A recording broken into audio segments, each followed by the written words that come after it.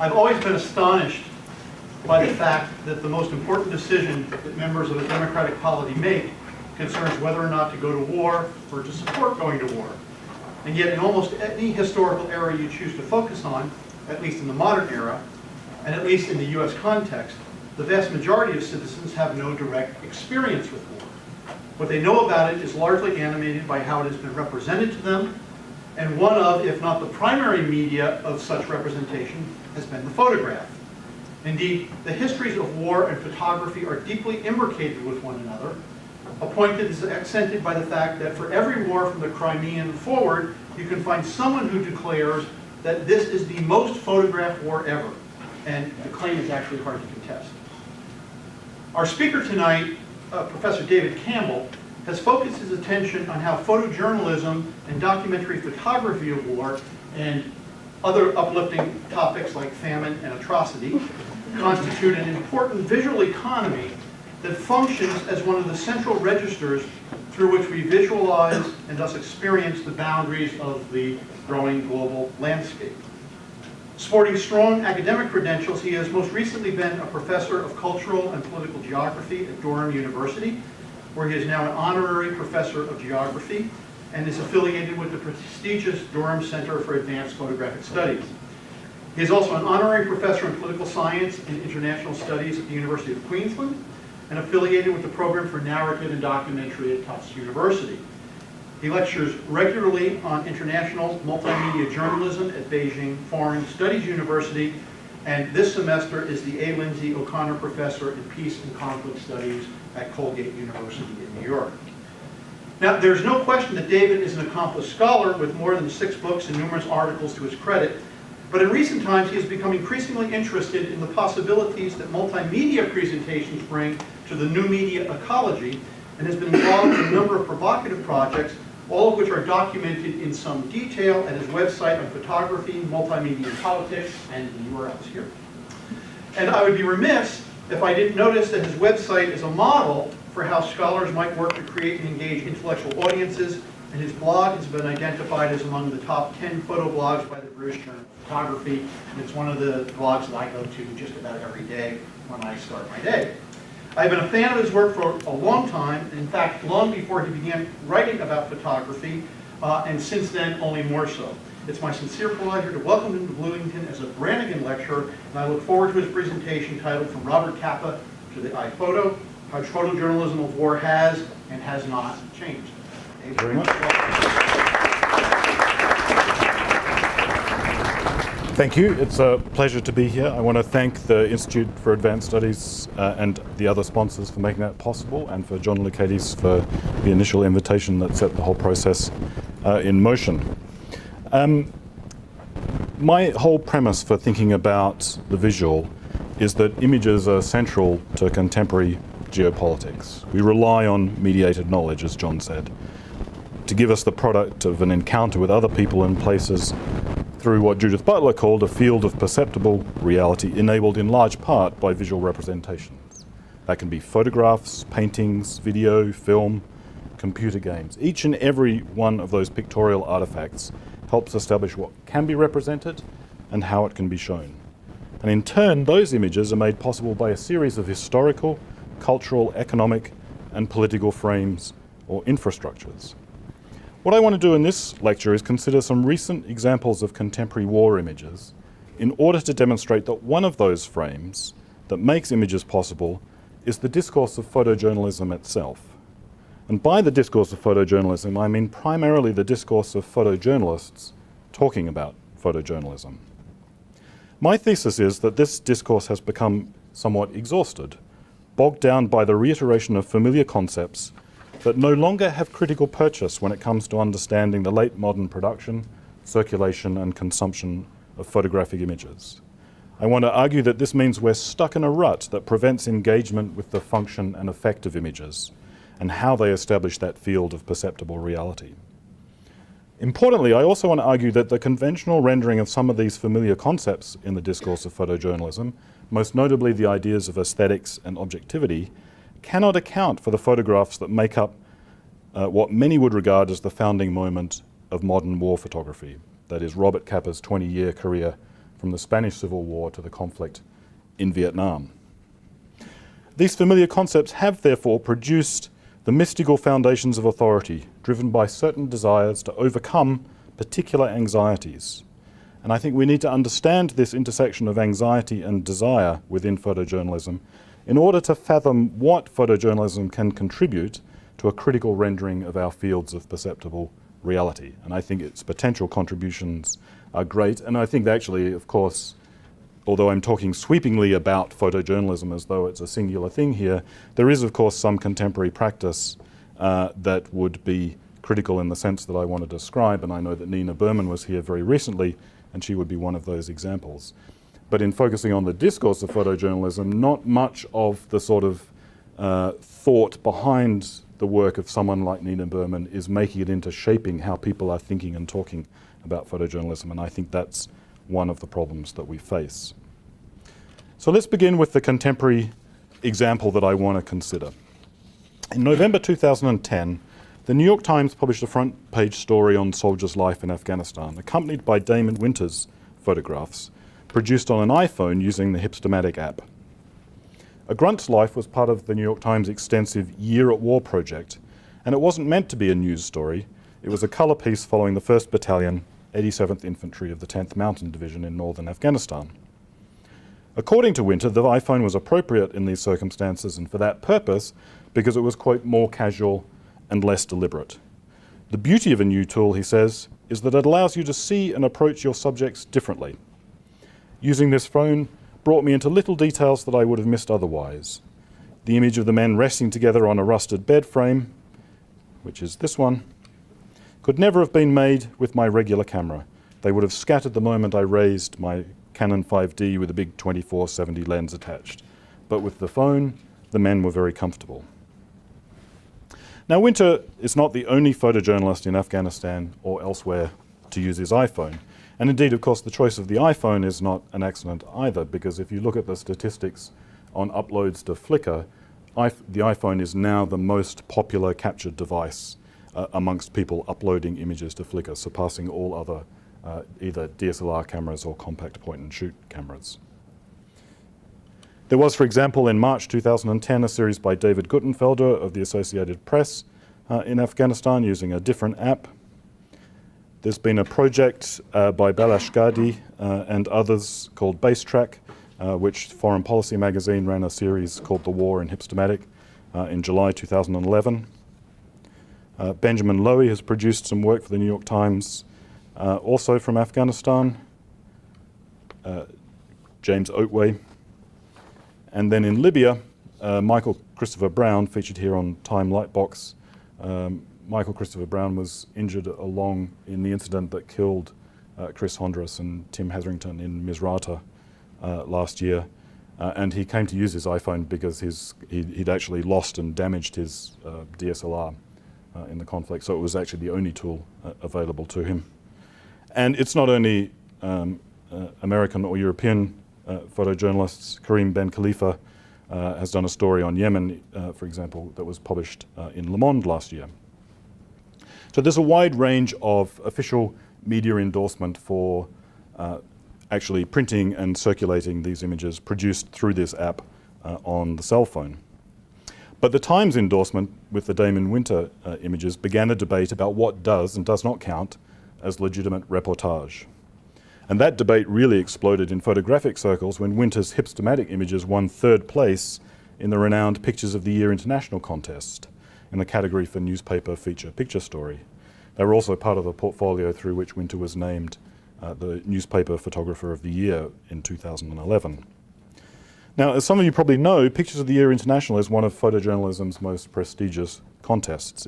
It's in its 69th year this year, and it's backed by the University of Missouri Journalism Program. And it's one of those events that offers considerable professional recognition and legitimacy. Now, Winter's awards for photographs made with his iPhone prompted a scathing post from another photographer by the name of Chip Litherland entitled, quote, "There's an app for photojournalism." In it, Litherland wrote, "What we know as photojournalism at its purest form is over, and Pictures of the Year International just killed it. Well, they didn't kill it so much as just dig another knife deep into the back of its decaying corpse. The fact that Damon Winters, this is Litherland continuing, the fact that Damon Winters' Grunt's Life was just awarded a 3rd place at POYI is a game changer. The fact it was shot on a phone isn't relevant at all and fair game, but what is relevant is the fact it was processed through an app that changes what was there when he shot them. It's now no longer photojournalism, but photography. That transition happens when images become more about the photographer and less about the subject of said photos. End quote. He wasn't very happy, as you can sense. Now, the debate about these images operated in terms of a discourse that I think tells us much about the nature of photojournalism and how it's conventionally understood. And to be fair, a number of commenters on Litherland's blog praised Winter for exploring the new techniques and extending the way stories could be told. And even those like Litherland himself, who were critical of the awards, were careful to say that they continued to respect Winter as a practitioner and that they actually liked the pictures in question. They just felt it wasn't photojournalism, and for that they directed their ire at the contest judges. What irked them most was that the award legitimized the hipstermatic app. The problem being, as the critics saw it, the images were, in Litherland's words, processed through an app that changes what was there when he shot them. Now, one person endorsed Litherland's complaint, arguing, the app has changed what was recorded. Photojournalism is about recording unfiltered what was in front of you, end quote. Another commentator argued the images clearly violated the rules of the competition, which state that there should be, quote, no masks, borders, backgrounds, or other artistic effects allowed. In a follow-up, Litherland remarked, I don't have an issue with it being shot on an iPhone. More power to him for doing so and making compelling photos with it. My only problem is hipster whatever photos being awarded in a photojournalism contest and processed through that app. If the images were toned to reflect reality, then the whole debate will be, well, not a debate.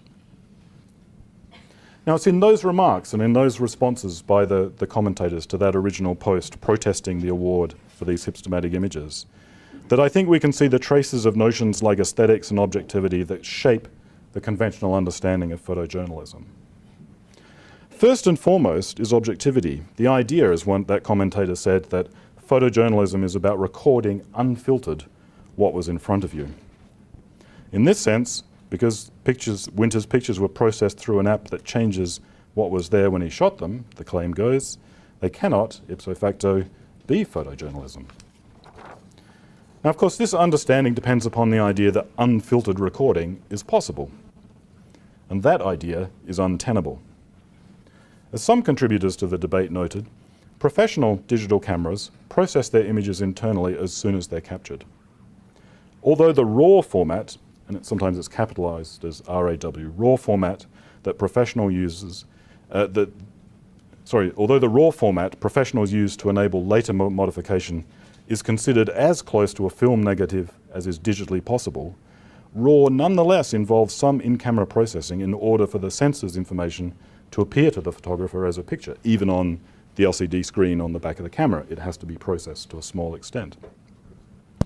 Moreover, there are a range of proprietary RAW formats used by different camera manufacturers. So if you shoot with a Canon camera, your image comes out in a CR2 file. If you shoot with a Nikon camera, it comes out in an NEF file. And these operate in terms of different algorithms and process them differently. You actually get a slightly different looking picture on those, through those different algorithms and those processors.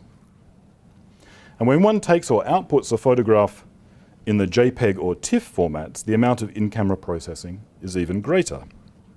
This means, as one commentator observed, there's no such thing as a pure image, even at the moment of capture, when you're thinking about these digital cameras and the software that's involved in making the photograph. Now, those who are nostalgic for film might claim that this is where film negatives differ from even minimally compressed digital files, that the negative was a pure and originary moment that faithfully captures what is in front of the lens, thereby enabling the so-called objectivity of photojournalism. However, there never was a standard black and white or colour film. All films differed in their chemical details, and those details gave pictures different characteristics. And indeed, a lot of photojournalists will spend a lot of time talking about whether this particular AGFA film or that particular Kodak film, whether Ektachrome or Kodachrome, you name the varieties of film, are better used for certain pictures in certain circumstances because of the way they produce different highlights, different color saturations, and so on. And that conversation has become even more intense, of course, as Kodak has gone into bankruptcy and people are worried about the capacity never to buy those stocks again. So it seems to me that when you think about those different characteristics in film, there is certainly no originary negative in the realm of film either. And in fact, those different films therefore replicate logically very much the idea of the raw format for the digital camera and its sensor. Now, for some contributors to the debate sparked by Litherland's post about Damon Winter's Afghanistan hipstamatic photos, Hipstamatic offered digital options that replicated analog choices of camera, lens, and film. Zach Wise, who's worked for the New York Times as well, said, "You should know that Hipstamatic is an app that automatically applies toning at the time of creation, not after the fact. The photographer makes a decision on lens and film in the app before making a photo. In theory, this is no different than choosing to shoot with a Lomo, Holga, or Leica, different types of camera, because of the unique aesthetic quality they produce. There are no after-the-fact effects applied. I hope this ends the argument," he wrote. But it didn't. Zach Wise is drawing the fault line of legitimacy in terms of effects at the time of creation versus those applied after the fact. And Litherland wasn't persuaded. "I understand that," he said. "My problem is what is added is completely fake and foreign. It masks a truthfully composed image with fake borders and toning. My only rub lies with awarding it as photojournalism on the Pictures of the Year contest." So this brings us to the second frame in the debate, the first frame being objectivity, the second frame, the question of aesthetics. The app is illegitimate, Litherland says, because it adds something, quote, completely fake and foreign to what would otherwise have been what he calls a truthfully composed image.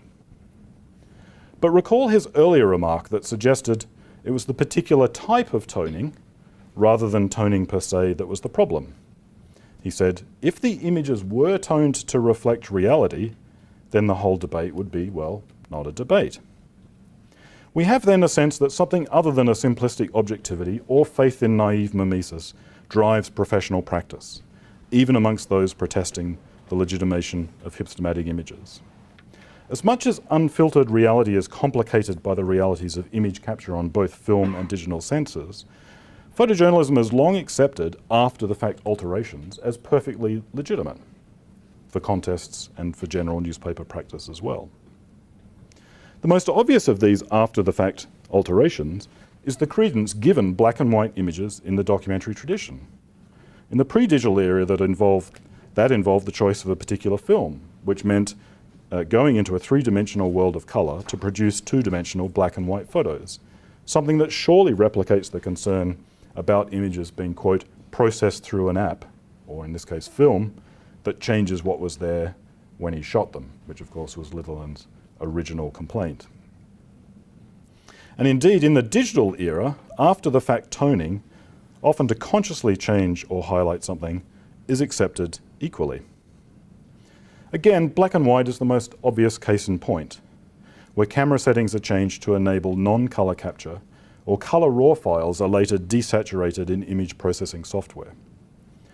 While various photojournalism competitions have seen recent controversies over the perceived excessive saturation of color images, no one has ever been disqualified, or there's never been a debate about someone submitting a desaturated photograph, where the desaturation was achieved after the fact.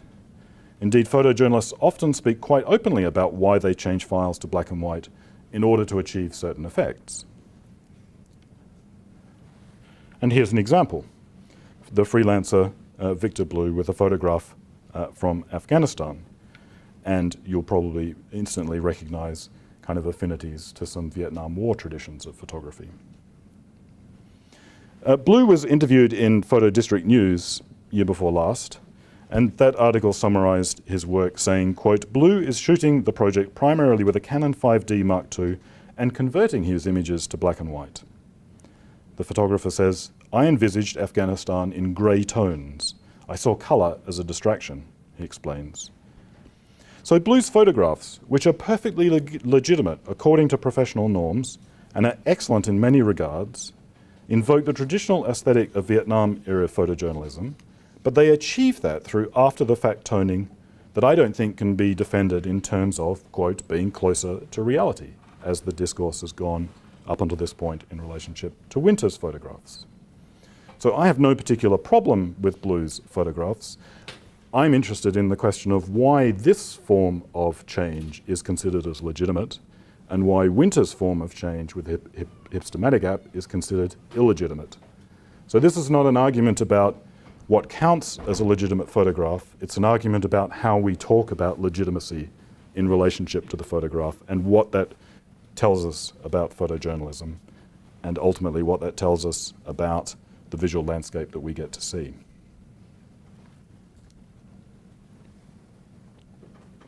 Now, there's also an accepted practice of toning, after-the-fact toning, in color digital images. So it's not just a question of desaturation. The Italian lab, which is called 10B Photography, which does a lot of work for some of the best-known photojournalists in the leading agencies, has released some images in the last few months to try and follow these debates and see what is happening in terms of what's considered legitimate and what's considered illegitimate. So here's an image by Yuri Kozyrev of NOR, a Dutch agency. And Kozyrev and others, what they do is, of course, they shoot the photographs in the raw files, and then they're handed to a digital post-production house like 10B, who then produce them according to a dialogue with the photographer and so on. And you can see some quite stark differences in these examples, and they provide on the web a series of examples. And they do that because they want to define manipulation in digital photography as that which involves the moving of pixels. So if you moved one person from one location in the frame to another location, that would involve moving pixels. But changing the toning and the saturation and so on doesn't require moving of pixels. It's about altering the curves and the levels and so on. And for them, they don't want that to be considered as manipulation. And the way in which print publications have no problem with the excellent photos by Kozyrev and others who work through 10B and other similar agencies indicate that there is within the profession itself no question about the legitimacy of these images. So a certain amount of toning, which is clearly after the fact, is accepted in these circumstances. Now, interestingly, Damon Winter's argument about the hipstamatic app replicates exactly the argument that this agency 10B is making about moving pixels being the only form of manipulation. He says, he only responded once to the controversy. He said, at the heart of his hipstamatic photographs in Afghanistan, all of the photos is a moment or a detail or an expression that tells the stories of these soldiers' day-to-day lives while on a combat mission. Nothing can change that. No content has been added, taken away, obscured, or altered, Winter said. These are remarkably straightforward and simple images. So Winter is operating in an understanding of documentary that actually goes back to Walker Evans, which said that it's a documentary image if you stick nothing in and you take nothing out. Now, Walker Evans had his own issues about alteration and documentary, but that was his formal definition. And I think Winter's expression is invoking that, and I think the 10B agency is also invoking that by saying as long as you don't move pixels around, that's now the digital equivalent of taking something out or sticking something in. So that's not manipulation, and therefore this sort of toning is still regarded as legitimate. So 10B has been open about the changes it makes in the post-production of photographs for some well-known photojournalists. As they note in relationship to images like this, the photographs were intentionally shot underexposed in order to keep maximum detail in the highlights. The post-producer developed the pictures in a very flat style with soft neutral colors and then printed them on a file format that is intended to be an aesthetic interpretation of the scene. That's the post-production agency speaking. There are then many complicating factors in accepted professional practice that clearly blur the lines of those who maintain photojournalism is about the unfiltered capture of reality, given that these norms are regarded as acceptable. And these norms have been regarded as acceptable for quite some time. So 10b also published this before and after image of a Sebastião Salgado analog print shot on film and then produced in a darkroom, because they were demonstrating the fact that Salgado shot the prints, and then he had a particular printer, Jean-Yves Bregrand, who was the person who actually did the dodging and burning on the image to produce the photo. So the picture on the left with the numbers and the area marked is the way it's originally shot, and the first time you print it off the negative, that's what you get. And then you can see they've got +4, +2, +8 for intensities of burning into certain areas, so that on the right, you get the exposure coming to look like that. This is clearly after the fact tonal processing, and this has been at the heart of conventional and legitimate photojournalism for a very long time. So the question I'm keeping running here is, why is the Hipstamatic app causing such anxiety? Now, it may be that people want to draw clear lines demarcating the legitimate from the illegitimate, precisely because it's nearly impossible to draw such lines. If so, then the debate is about a desire that is impossible to address, a nostalgic desire to recapture from photojournalism's history something that would make judgment easier and certainty achievable. And in that respect, ironically, the Hipstamatic app is itself also the manifestation of a nostalgic desire. I have to put this up as a word because this is my word of the year.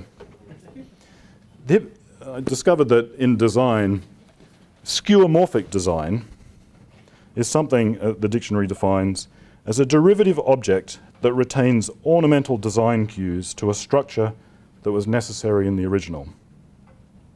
Let me repeat that and we'll go through that, because it's kind of an important point here about the nostalgia built into something like the Hipstamatic app. So skeuomorphic design is a derivative object that retains ornamental design cues to a structure that was necessary in the original. So the way it looks now has some design cues that are not necessary for its contemporary operation, but they're harking back to design features that were necessary in a previous incarnation. Now, anyone who uses Apple computers, iPads, and iPhones knows that Apple is a company that actually thrives on skeuomorphic design. Because if you think about your iCal calendar, the fact that it's got leather binding at the top and that torn bit of paper every month that looks like you've ripped the paper out of the calendar, that's skeuomorphic design. There's nothing necessary in that for a digital calendar. It's simply harking back to what a paper calendar used to be. And in a way, the Hipstamatic app is exactly the same. The app presents itself as a plastic Instamatic style camera, even though it's obviously digital, and one gets different processing effects by changing a lens that looks like a glass lens. So at the front, if you've got it, you know this, you slide the lens across to get different ones. And you also get a film option that looks as though you're changing a metal canister with rolled cellular film inside it, and you slide it up and down and you change the color to black and white. And it's a great deal of fun. And you try and match up the look of the film to the look of the lens and so on. The thing is, of course, all that is done before you take the image. So you choose the film, choose the lens on your skeuomorphic camera, which is actually your phone, then you press the button, and the combination of those two things runs processing so that you get a particular kind of tonal and color outlook. And it seems to me there's not much difference between making those changes in the Hipstamatic app than if you were deciding to put color or black and white film into your Leica, or you were deciding for a particular brand or a particular type of color or black and white film because you like the grainy outcome, or you decided to use a Holga or a Lomo camera because they gave you a particular outcome. So again, if logically these things are roughly similar between this Hipstamatic app and these analog and pre-digital cameras, why the continuing anxiety? Part of it, I think, is this kind of nostalgia that is around this idea of skeuomorphic design, that there is a look to the past here. And I think it's also because the images produced by the Hipstamatic app are what Nathan Jurgensen has called faux vintage photography, which manifest a nostalgia for the present. And he argues that heightened by social media's power to view the present as always a potentially documented past, the images from Hipstamatic, Instagram, other similar services work to make our prosaic and vernacular images, quote, seem more important, substantial, and real through the application of these processing effects. Aesthetically, this is done by reclaiming forms associated with the materiality of analog photography. So the image you get out of the Hipstamatic app with the borders looks like a scratched Polaroid print or something similar like that. So again, you have this sense that in the digital realm, it's producing something that is harking back to the materiality of analog photography. And that's part of, I think, the structure of nostalgia that's operating here. On this reading, Hipstamatic images are creating something with signifiers of authenticity from a pre-digital reality. As Jurgensen notes, perhaps this is a reason for the popularity of faux vintage war photos. Saturated, vignetted, faded, scratched, and portrayed on simulated photo paper, Hipstamatic war photos frame contemporary conflict as like the wars our parents and grandparents fought. And indeed, I think that's very suggestive, and it's possible that we might regard them as symbols of nostalgia for a nobler war, a just war, a past war. All of which, of course, is profoundly ironic given the conversation that greeted Winter winning the prize with the Hipstamatic app, because that conversation inside photography saw the Hipstamatic pictures as unreal. And yet, if we're kind of thinking about them in terms of having a structure of nostalgia and harking back to a sense of a noble war, these two things are in conflict. The major conclusion I take from this is that the controversy generated by the Hipstamatic pictures demonstrates the limits and exhaustion of photographic critique based on naive realism and attendant claims about objectivity. And it's at this point I want to bring Robert Capa into the conversation. So although Capa has not figured directly in the Hipstamatic controversy in explicit terms, I would argue that the contours of that debate demonstrate an implicit set of assumptions about what constitutes legitimate war photography that are actually based on conventional interpretations of the work of Capa and its effects. Now, of course, a full discussion of the history of war photography would recite many familiar names, beginning with the likes of Roger Fenton in the Crimea, Matthew Brady and his associates like Alexander Gardner in the American Civil War. And I don't have time to unpack their influence, but those who know the details will be aware that some of the most iconic images they produced were actually quite consciously staged, particularly in the case of the Civil War images. One example I will note briefly, just to kind of gesture towards this history, is the Australian World War I photographer Frank Hurley, who was an official photographer for the Australian military in the First World War, who believed that he could only present the truth of the conflict through the construction of an image. Hurley was deeply frustrated by his inability to capture within a single frame the vast extent of the battle that he was witnessing. And he was in Ypres and he was in the thick of the conflict. He was literally, like we say of contemporary photojournalists in Afghanistan, he was embedded with the military in World War I. So what he did, and this is probably the best example, his image called Over the Top from 1917, is he constructed an image that actually combined something like 12 different glass negatives into one print. So this is actually a seamless montage that Hurley put together in 1917, because he thought that this construction and this montage was much more faithful to reality than what he captured with a single frame. And here we have the tension between some assumption about capturing and not changing reality and objectivity, and a much broader conception of truth, and the two actually clashing with each other. So, because for Hurley, truth required montage and deliberate construction, and breaking away from that simplistic faith on what was just prior to the negative. And I think that's just something to keep in mind, that in the history of war photography, this has been an ongoing proposition and argument. The portraying the scope of the conflict has required some techniques that run counter to sort of conventional norms. But if we think about Capa, the consensus is that the Spanish Civil War in the 1930s, largely because it was conducted at the same time the picture magazines were rising to prominence in the media economy, was the first war to be extensively photographed for a mass audience. According to Caroline Brothers, it, quote, marks the establishment of modern war photography as we know it. It raised the visual expectations of the image viewing public ever after and established the visual vocabulary of war photography as a genre. Now, amongst those working in Spain, it's the dramatic coverage of Capa, along with his colleagues Gerda Taro and David Shim Seymour, that's said to have invented modern war photography. Their black and white reportage is now familiar to us, but at the time, it was a brand new form of visual journalism, a new way of working, a new way of seeing.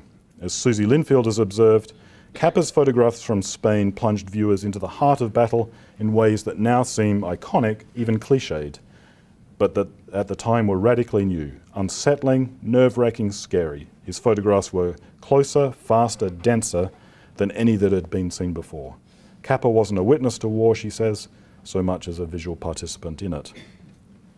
And I think that's the significant thing about Capa's images, is that when we now look at them, we're accustomed to them, having gone through the Second World War, Korea, Vietnam in particular, to the present day. But in the 30s, this was a new way of working, of course enabled by small cameras like the Leica, the capacity to have fast shutter speeds and to be up close.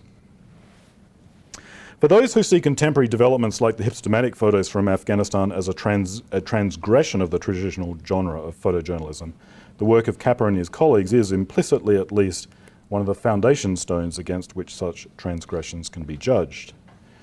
I want to argue, however, that within Capa's working biography, over the 20 years between his Spanish Civil War photographs and his early death in Vietnam in 1954, and he was probably the first Western correspondent, certainly photographer, to die in Vietnam, we can see many of the issues and themes that currently animate concerns about the contemporary state of photojournalism.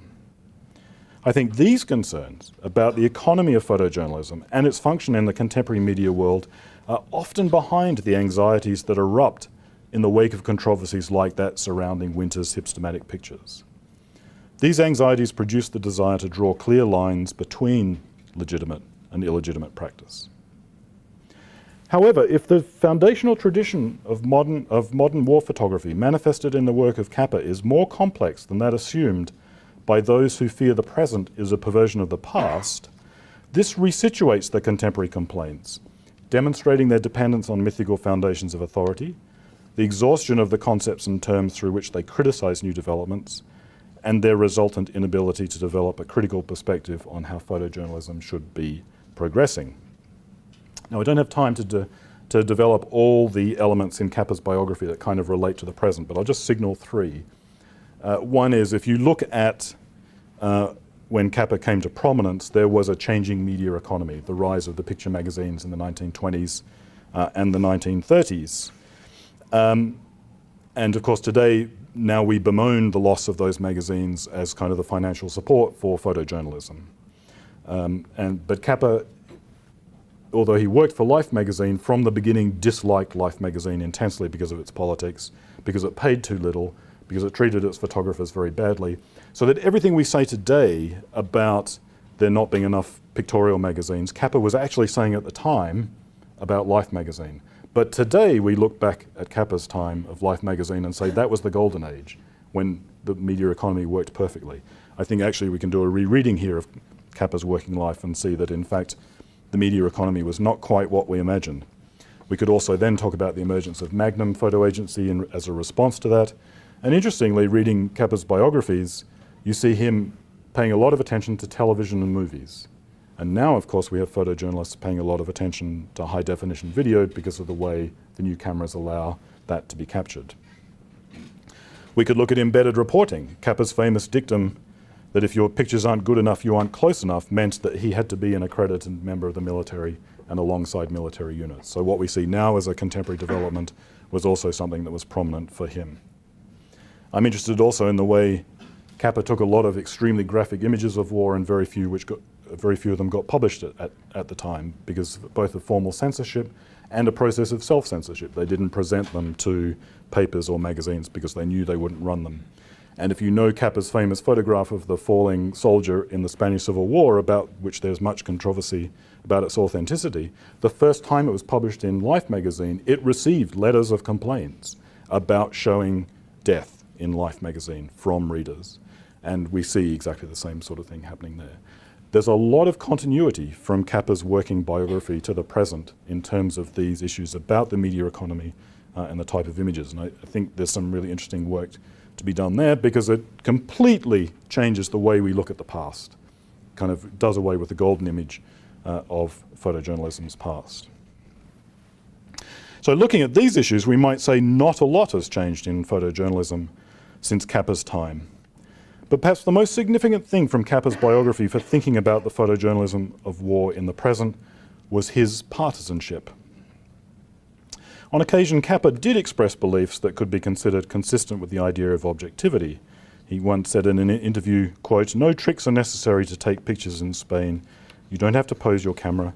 The pictures are there and you just take them. The truth is the best picture, the best propaganda." But as the mention of propaganda suggests, Capa was quite open about taking sides. He once told Martha Gellhorn, "In a war you must hate somebody or love somebody. You must have a position or you cannot stand what goes on." Now, Brian Wallace describes the reportage of Capa and his colleagues as requiring three things, the last of which was that, quote, "the photographer had to be engaged, had to have judged the political stakes in that story, and had to have taken sides." And that engagement certainly had some negative consequences, because as one of Capa's biographers says, Capa was not an impartial reporter.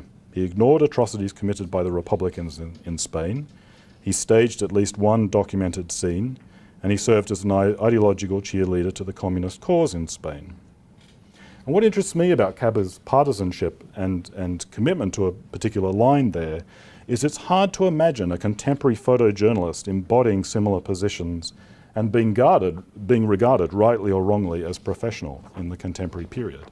If there was a photojournalist who was as open and as committed to a political side in the conflict as Capa had been in relationship to Spain, I doubt whether they would be very successful professionally in the contemporary period. And for me, that means the interesting question then is to consider when the professional codes of objectivity came to infuse photojournalism in such a way that we would now regard one of the founding fathers of modern war photography as somehow illegitimate, and new imaging techniques like the hypstomatic app as beyond the pale. I think there is a point post-Capa where these professional discourses of journalistic objectivity came to dominate photojournalism and moved away from actually that element of Capa's working biography. To think about this, I think we have to understand that the professional codes have effectively depoliticized photojournalism. I don't mean that every photojournalist or every photojournalistic project is depoliticized, but I mean the professional codes of how we think about photojournalism and how the debates take place have certainly been depoliticized. And this comes from the acceptance of what Simon Dell calls a fantasy, the belief that in photographic practice the world makes its own image. As Dell writes, that fantasy represses that which precedes and conditions the making of the exposure. Here, the instant of the shutter release is made over into the immediacy of the image. And I think that's what's going on in that response to Damon Winter's award and those critical comments on that blog. That it's that question, they are really disturbed about the idea that the image was somehow processed through an app after the fact, even though we've seen that if you look at actually contemporary practice, that happens more than they would recognize. So we saw this clearly in the debate about Winter's hypstomatic pictures, a privileging of the immediacy of the image and an erasure of that which precedes and conditions the making of the exposure for all forms of photojournalism, leading to the attempted delegitimization of different techniques like the hypstomatic app. What the privileging of the immediacy of the image does is sustain a belief in photography's naive realism by attempting to marginalize the question of aesthetics. But aesthetics cannot be marginalized when it comes to photography. As Winter himself wrote about those who criticized his award, we are being naive if we think aesthetics do not play an important role in the way photojournalists tell a story. We're not walking photocopiers, we're storytellers. We observe, we choose moments, we frame little slices of our world with our viewfinders. We even decide how much or how little light will illuminate our subjects. And yes, we choose what equipment to use. Through all of these decisions, we shape the way a story is told. So here we come to another irony in the critiques of the hipstamatic images. While those critiques were undertaken in terms of the real versus the aesthetic, all the responses from within photography that were critical of Winter dealt with the aesthetic at the expense of the substantive. While they protested the aestheticization of these particular images, their critique was itself an instance of aestheticization. They paid attention to the way hipstamatic images look, and they weren't that concerned about what they showed or the issue portrayed. Indeed, it was striking that none of the criticisms aired in photojournalistic circles following Winter's award dealt with the perceptible reality such images actually enact for us. But the photographer Nina Berman has a succinct view of Winter's pictures. She said, "The images are beautiful, sensual, and conjure feelings of romantic love. They have zero journalistic value and function more like a huge kiss to their subjects and the Defense Department." Similarly, Michael Shaw of Bag News Notes wrote that Winter's photos manifest, quote, "an intense emotional identification with US soldiers divorced from their identity as the embodiment of the war machine, something achieved by, quote, the transformation of the soldier and the killing agents, the gun notwithstanding, into innocent man-child." This is where the debate needs to be had, however we want to regard those two particular readings. The problem is, this persistent faith in photography's naive realism and objectivity prevents us moving on to the question of the political effect of these pictures, because we can't get beyond the schoolyard debate where opponents shout each other down by saying what is or isn't real. And we're stuck in that rut because photojournalism tries to deny an essential part of itself, the unavoidable centrality of aesthetics in the production of any image. As David Levy Strauss writes, to represent is to aestheticize, that is, to transform. For photojournalism to enhance its contribution to a critical rendering of our fields of perceptible reality, it must acknowledge that attempts to draw the line between legitimate and illegitimate modes of representation always turn in on themselves and displace the more important political questions of what images do. The major change in the photojournalism of war since Capa's formative work is not so much the evident technological developments that have increased the speed and scale of contemporary photos. The major change has been the way the photojournalism of war has been depoliticized by a set of conceptual assumptions that deny photography's central characteristics to such an extent that Capa's images might themselves have fallen foul of these concerns. So, finally, we have to, as Marc Reinhard has noted, quote, relax the aesthetic anxieties of critique. It's not a matter of being for or against something like the hipstamatic app. It's a question of how we think about such developments, invoke assumptions, and frame any concerns. When we realize the problems with how that controversy has unfolded, then finally, perhaps we can focus on photojournalism's contribution to narrative and its political effects. Thank you very much.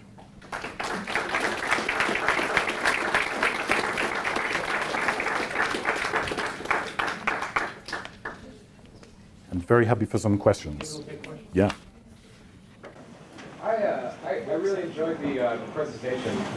Thanks for showing that. In some ways, when I hear what you're saying, sort of seems to be about a very old debate, like a very sort of old Platonic debate between the real and illusion, and that seems to be animating sort of standards of legitimacy in photojournalism. And it's interesting how you've sort of provided some sort of historical account and trace the way in which that tension has arisen in this context. You end on this note of like, well, we should maybe be thinking a little bit more about the political effects of these photographs. The question I kind of have is how do we go about measuring political effect? So you suggest there, just at the very end, that we should think maybe about how images come to play in terms of the narratives that we speak about, or the narratives we tell. Is that a way of measuring effect, or is it just in terms of circulation, or? I'd just like to hear. Yeah, it's a really complex question. I think that whole issue of effect, and I mean, tomorrow I'm going on in a seminar to talk about the myth of compassion fatigue, because once you get into the question of effect, then people say, inundated with so many images, no, we're all numbed, etc., which I think there is absolutely no supporting evidence for whatsoever in social science or in just critical argument. I think this is actually probably the most unexplored area when it comes to the visual, is how to consider the effect and the function. I would start that process, as obviously that last remark just tails off to say, with the idea of narrativization. Because to me, photojournalism is about inserting the visual into the narrative. And I'm interested in the way in which the visual in the narrative then creates these fields of perceptible reality and so on. And I think if we went back and literally if we stuck on the wall all those hypstomatic images from Afghanistan and so on and said, okay, what's the Afghanistan we now see? Then that would be, for me, those images would be the narrative. We would think about where they were located and along with which stories and so on. And we would see a very particular sense of Afghanistan through doing that, as we would with more conventional news photographs and so on. So to me, it's that sense of the visual in the narrative. I think you can't think about effect without thinking about narrative.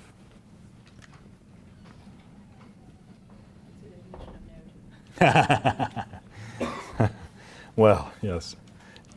My last paragraphs always contain pregnant debates for future papers. To me, narrative is about linking separate events into an account, and predominantly that ends up with a linear account of certain things, but doesn't have to. And I think when you get some of the most interesting photographic work, what happens is that someone recognizes what is a dominant narrative or what is a very common narrative, and then works to disrupt that and inserts themselves into a particular way or takes it off in another direction.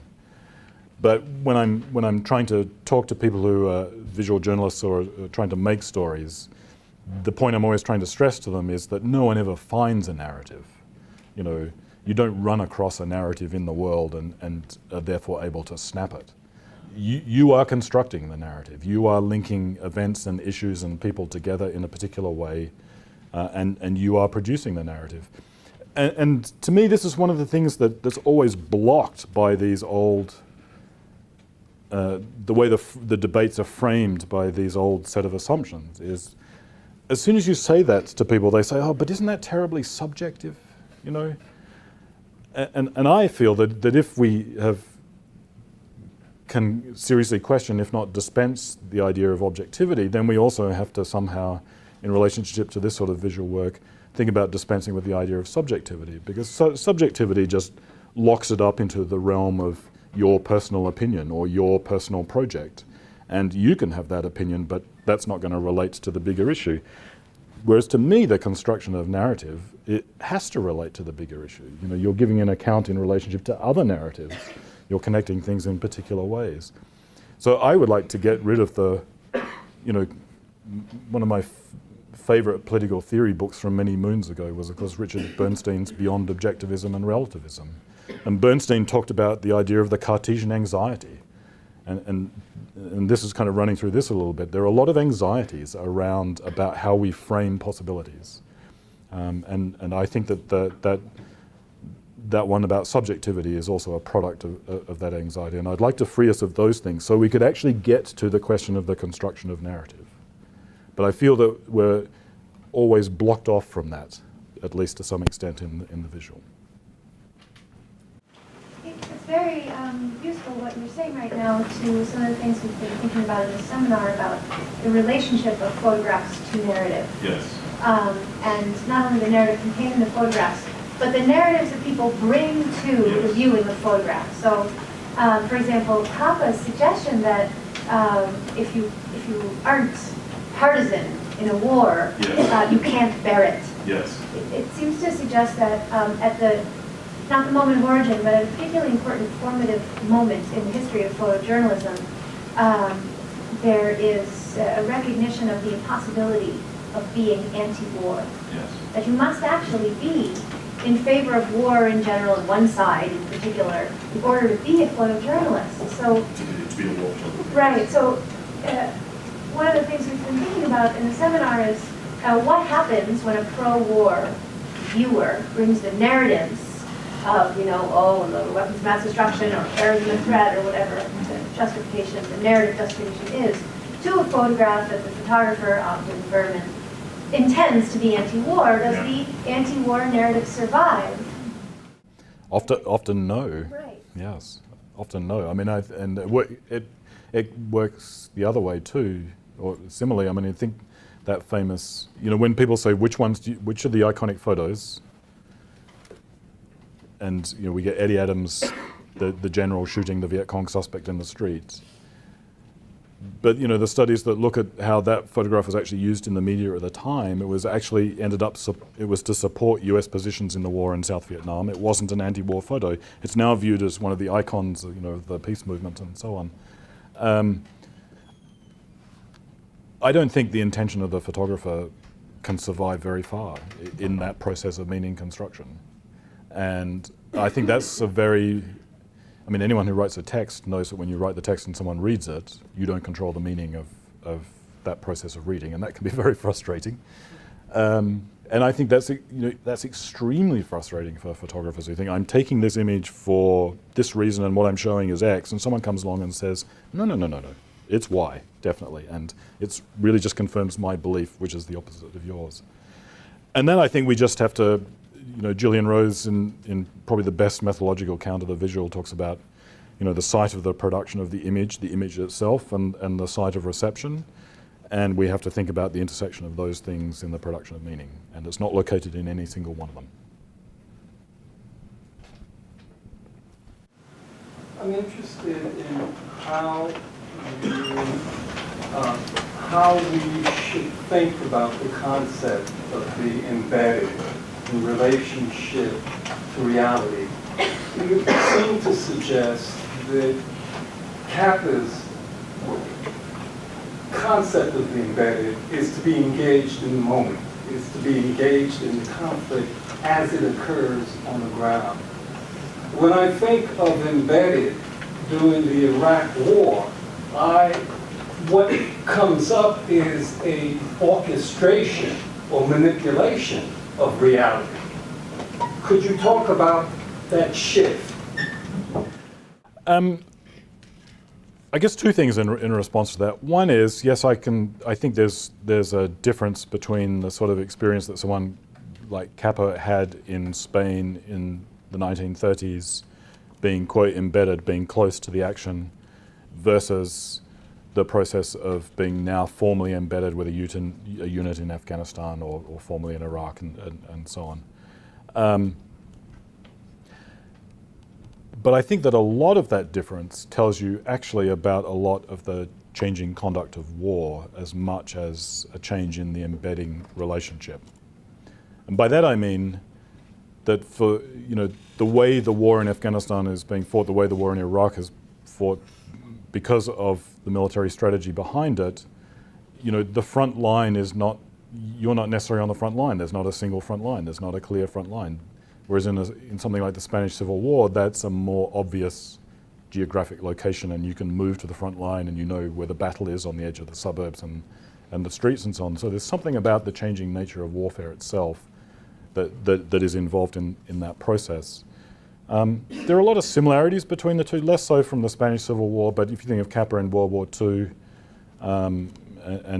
the military media relationship has always been one that required authorization and accreditation and permits, and if they didn't, and formally censorship in World War II, less formally censorship actually in the embedded process in Afghanistan. And that's one of the things about Iraq and Afghanistan that's most interesting in relationship to embedding, I think, is, it's a fantastically brilliant scheme because it actually offers a great deal of freedom, but in a very constrained environment. You're with a unit or you're with a battalion or whatever, and the majority of photojournalists that I've spoken to have had that experience say that they've been very free to operate in that environment, to take pictures of anything, anywhere. Sometimes there's opposition from individuals, but by and large, they feel a great deal of freedom. However, because of the way it's structured, because you're with that unit and you're not necessarily near a front line and so on, then actually this is where there's a frame and an infrastructure that produces a particular sort of image. And it's a common, sometimes even stereotypical image that is oddly produced through these circumstances of freedom. And that's what's the brilliance of that system from the military's point of view, because it puts its personnel and its technology front and center by definition, because you're embedded with that unit in that location and the strategy is supporting that. So you don't actually require censorship to construct the sort of perceptible reality you'd like to construct. It's just because the embedded photographers rely upon patrols that they're affiliated with for safety. I'm thinking even more of the fact it's not even a question, although no doubt under combat that definitely would come out. But I'm just thinking about the fact that, if you're embedded, you're in a place with a particular group. And I mean, my favorite war film is Jarhead. I don't know if people have seen Jarhead. I mean, what I like about Jarhead is it shows the boredom of war. It shows the sitting around, the waiting, and the not fighting. And if you were embedded with those units, you'd be sitting around waiting, not fighting, not going anywhere. So when you're located with a unit, you're located in that unit's view of the war.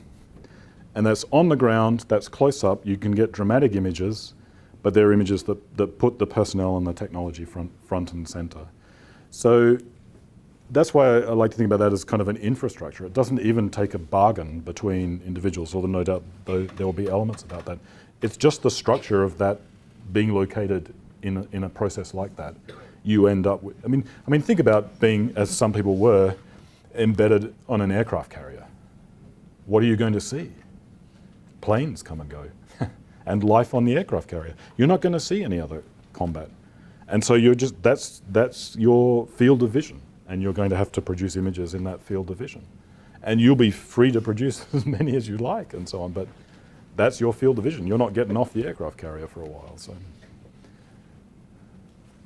I was wondering what you thought about just ordinary citizens, non-journalists, using the Ipsomatic app, because I know in times of, say, natural disasters, some newspapers, other publications encourage people to send in photos from their phones or cameras, whatever. Do you see a raging debate coming down the pipe about that, as there kind of already is in the blogosphere, or is there already one going on?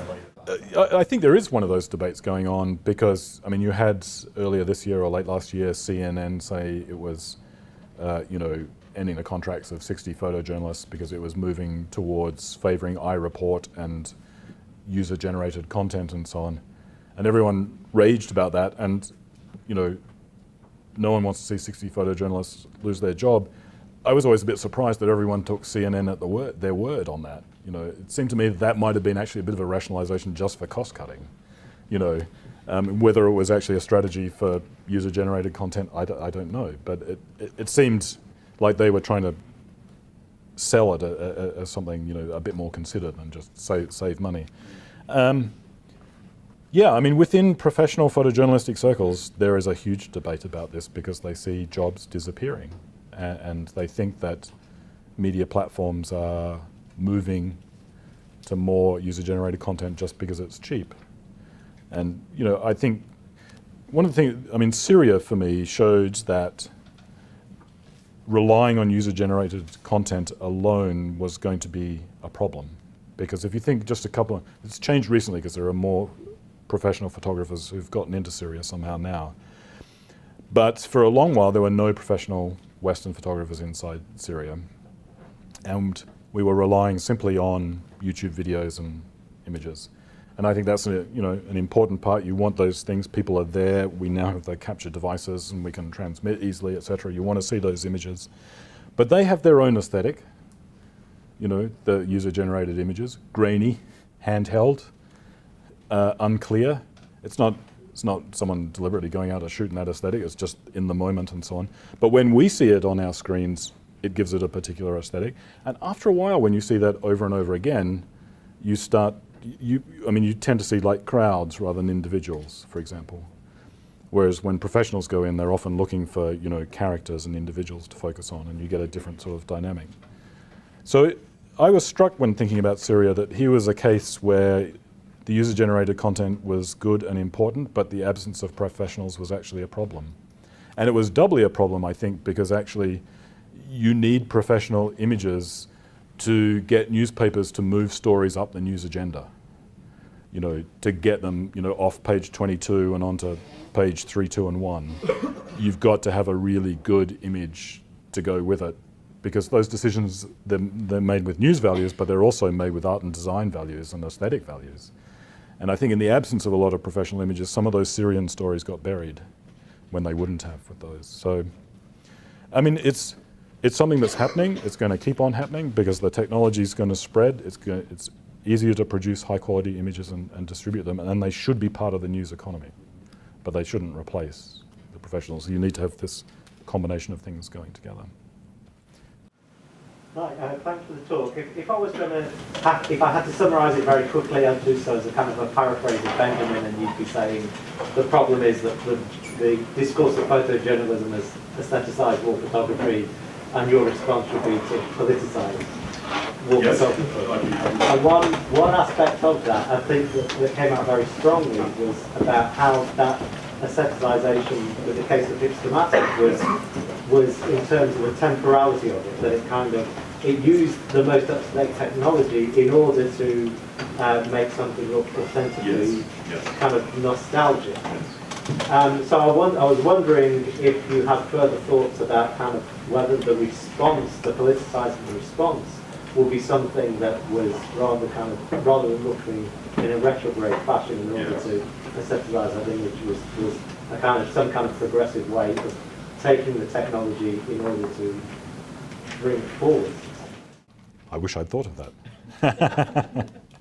I think logically that's where the argument has to go, because I think that the discourse of photojournalism that I was talking about has a nostalgia for notions of objectivity and a particular construction of the aesthetic that I think is problematic. I think ironically the Hipstamatic app that they're opposed to is also part of the same nostalgia, even though they come at it completely differently. So then the question would be, what would be a move, so this is paraphrasing you, John, what would be a move with technology to a progressive position that dispensed with nostalgia on that? And I will make a note and think about that. I think that's really crucial for going next. What I would say, just as a kind of a general response to that, is I don't think in any of these moments when you're thinking about, well, what's the critical response or what, I don't think there is a singular critical response. I don't think it's like, okay, now all photojournalists need to do X and that will be the progressive moment and so on. It's going to be much more about the pluralization of narratives at that point. So, I mean, I know Nina Berman's work on the homeland and homeland security and stuff, and that seems to me to be a progressive political response done through photojournalism that addresses some of these things. And if we think about then the narrative and visualization, part of that response is also going to be the way that photojournalism is not, like all photography I think, is not purely visual. It's like, how is it going to be located in a narrative? Is it I mean, in basic sense, is it going to be a larger book, an interactive website, something more complex? And what role is the visual going to have in pulling those various strands together and drawing attention and locating them and so on? But a lot of thinking to do in that. But I think that's the direction, yeah. Let's go here and here. I wanted to ask you a little bit more about whether kind of your vision of contending narratives is the only way in which images can work in a different kind of politics. Sure. Yeah. When you said, well, narrative is about reading separate things, but seeing them as separate is already a decision. Sure, yes. So that also brought me back to your fascinating use of Hurley and montage, and it makes me wonder, because Hurley's point was the opposite. It is linking things, but his argument is that they're not disparate things. Yes. And one might argue that it's a non-narrative, very visual way to rupture some ways that that war photography might work. And so I'm wondering about the limits of narrative and the ways that there are other ways of imagining and how that might be related to questions of ideology, you know, in relation to narrative, and questions of more stridently visual, less textual responses to the problem. So we might go back to Hart, someone like John Hart, and so on, that sort of montage. Well, but not just any Barbara. montage, but specifically the point that Yes. you articulated, which is to sort of, which is a question of scale. And it seemed like a lot of, I love Berman's critique of Winter, right? That it's about, and about, it's an excess of intimacy, not that her own Yes. work isn't also invested in intimacy as a mode. But a lot of your images, so for example, that this image of the nursing child in relation to like the marching line of prisoners Yes. of war, I mean, there's very different kinds of questions of proximity and scale and uses of the intimate.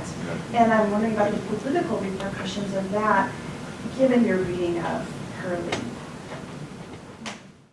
Yeah, I wouldn't want to be suggesting, although I'm talking about the pluralization and narratives and so on, I wouldn't want to be suggesting that that was what I thought was the only response at that point. No, I just want to hear more. Yeah, Yeah. I'll have to think more for you to hear more on that. Yeah, it's maybe tomorrow. Yes, I don't have anything to add to that.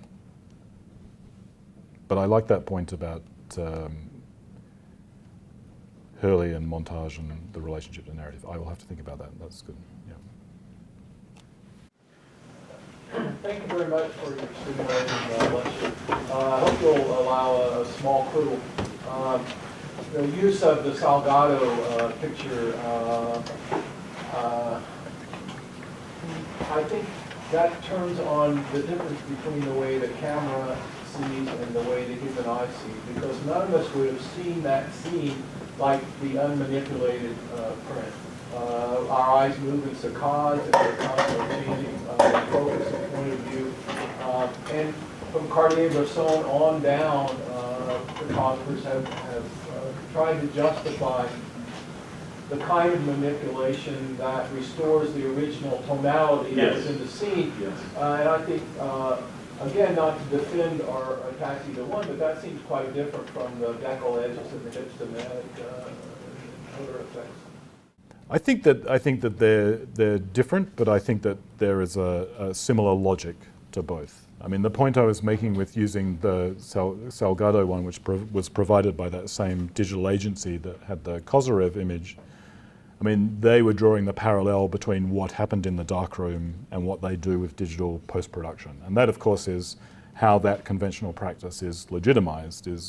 And when you operate Photoshop, it uses the terms of burn and dodge. So it's taking the techniques from the analog darkroom into the digital software. My point for highlighting both those is just to say, well, these are actually reasonably substantial after the fact post-production processing. And yes, they are certainly different from hipstamatic sticking a border on and looking like it's been scratched and so on. And we can like or not like that sort of post-production, but it's the same, in terms of logic, I think it's the same sort of post-production. I know that the discourse on the photojournalism blogs will say, well, that tonality is trying to get it back towards reality, but I'm not convinced by that line of argument. I was wondering, do you have any sense, if we think of much of what we've talked about tonight as ways in which different modes of photographing the events in war might disrupt the narrative of the reality of war? Mm-hmm. I was wondering, to what extent is that disruption more or less ephemeral, and to what extent any residual impact it has on the narrative? I mean, it's a difficult question. It comes back to the general difficulty of thinking about effect and how you can know effects or even anticipate effects and think, well, if I pursue this kind of visual strategy, then the interpretation will be this and the response will be that. That's, very, very difficult, if not impossible. I mean, I get the sense from what you're asking is that, well, the narrative of the war is actually pretty well established and it's hard to budge through these certain visual things. And I suppose that's true in terms of if we thought about it as mass opinion and so on. But if you just think about the possibilities for thinking differently that come from different creative projects, I think we have to work with that. You know, we have to. I don't think that, and this is something that often comes up in photojournalistic circles, is a sort of resignation that the problem is now so large that it would be possible for a singular project to affect any substantial change. And I guess my take on that would be, I don't know of that many projects that singular projects that ever could have been understood as affecting a substantial change. Change comes about through a whole set of complex processes and interactions. And we don't know what's going to create that.